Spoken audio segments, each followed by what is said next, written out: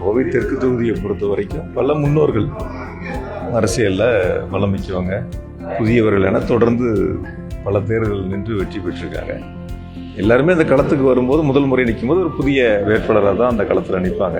அந்த வகையை பொறுத்த வரைக்கும் ஏற்கனவே பல வருஷங்கள் அவங்களோட இருந்து பணியாற்றிக்கிட்டு இருக்கேன். கோவையில் அரசு பணியும் பார்க்குறேன், அரசியல் பணியும் பார்த்துருக்குறேன். அதனால் புது ஊரில் எனக்கு ஏற்கனவே பழகிய ஊர், பல்வேறு திட்டங்களை முதலமைச்சரத்தில் கேட்டு பெற்று செயல்படுத்தி இருக்கக்கூடிய ஊர். அந்த வகையில் மக்கள் மீது நம்பிக்கை வைத்து என்னை முதலமைச்சர்கள் அனுப்பி வச்சுருக்காங்க. நான் யாரையும் போட்டியாளராகவோ யார் மீதோ விருப்பெல்லாம் நமக்கு கிடையாது.